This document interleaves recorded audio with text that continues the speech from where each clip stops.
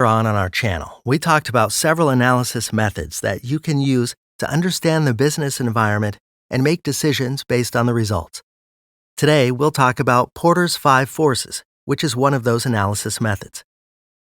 This analysis will give you some information about a sector you're currently in or would like to enter. With the information received, you can understand how active the market is and whether it's a good idea to join this market. As a result, you can be more successful in your business life by taking more precise steps. This business analysis method called Porter's 5 forces was created by Michael Porter in 1979. An American academic first used this term in his book Competitive Strategy: Techniques for Analyzing Industries and Competitors. Thanks to this model, you can clearly see how the 5 main and 2 additional forces affect any industry. This will show you the pros and cons of that industry and how active it is. After completing the analysis, you can easily decide what steps to take. Now, let's get to know those forces more closely. At the center of these 5 forces is competition in the industry. In this part, you need to analyze how many competing companies there are and how much power they have. The fact that many companies are launching products into a market means that there's a lot of competition. On the other hand, if there are only a few companies producing products on the market, this means that there's little competition. We can look at the level of concentration to measure competition. If more than 80% of an industry is concentrated in the hands of a maximum of 4 companies, that industry is considered concentrated. This is a sign that entering that market will be difficult or will result in failure. One of the 4 remaining forces is new companies that may enter the industry. Of course, as the number of companies producing products for a market increases, the revenue per company decreases. This means that it's not a good thing for the companies currently operating in that industry for new companies to start production, because both their power in that market and their income are reduced. It's precisely in this part that barriers to market entry, one of the 2 additional forces, play an important role. One of these barriers may be the minimum amount required to enter the market. For example, machinery production requires a lot of investment. In addition to the standard cost you might think of for manufacturing in this industry, you have to perform the different safety tests required by countries, which don't come cheap. It's clear from this that the biggest barrier to entry in such an industry is the investment required. A second additional force is the barriers to exiting the industry. Even if a company goes bankrupt, it sometimes does not leave the market directly. For example, the car company Saab, founded in Sweden in 1945, went bankrupt in 2013, but it still continues its activity by selling machine parts to other companies. Now that we have learned about the 2 additional forces, we can continue to talk about the 5 fundamental forces. The third major force identified by Porter is the existence of substitutes in that market. Substitutes are similar products produced by other companies, even if they don't produce the same product as yours. For example, a buyer may choose to buy a tablet instead of a laptop according to their requirements, or vice versa. As people shift to tablets, a notebook company's revenue can drop significantly.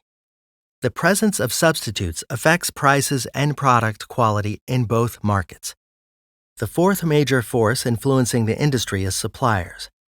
Yes, the companies that supply the raw materials to the companies also greatly influences the prices in the market. If there are a few companies supplying the raw materials needed for the production of any product, this is a sign that the raw materials will be expensive.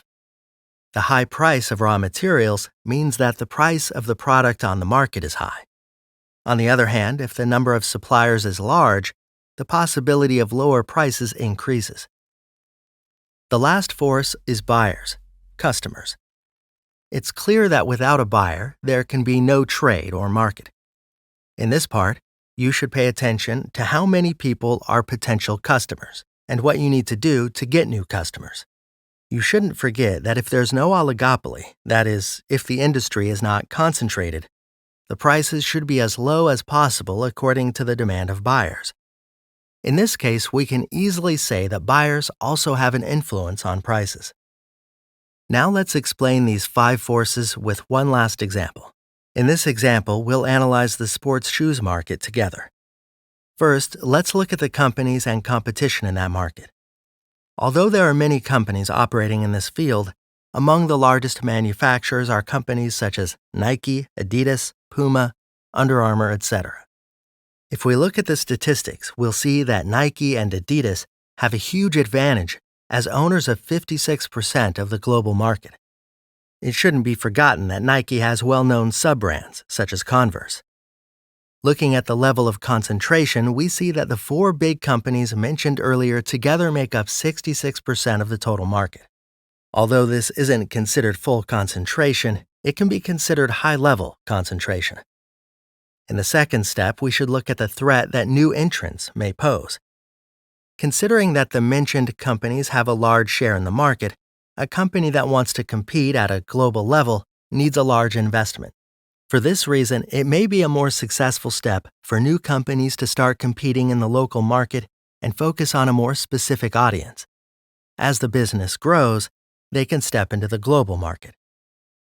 In the next section, we'll analyze substitute products. The product that can replace sports shoes can be other types of shoes. But can these types of shoes really be a substitute for your product? Maybe yes, maybe no. If we consider that the style of sports clothing is widespread, it doesn't seem that realistic that there will be such a replacement in a short time. On the other hand, it's difficult to predict what the trends will be in years to come. More classic clothing can become more fashionable and sports shoes can lose their dominance in the market.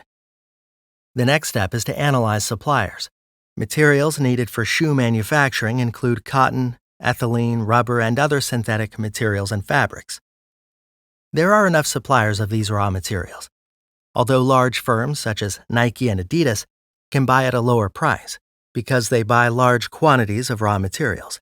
Having a large number of suppliers makes this situation better for the other firms. It may be possible to do a little market research and find the same raw materials at a cheaper price. Finally, the power of buyers should be taken into account. It's clear that sports shoes have a very large audience. This can give you some freedom in pricing. However, it should be remembered that because there are many competing firms, setting prices that are too high may cause potential buyers to turn to other sellers. From the last example, it's understood that this business analysis method, called Porter's 5 Forces, created by Michael Porter many years ago, provides enough detailed information to understand any market. You can perform this analysis on the market that your personal business is entering by taking the exact same steps.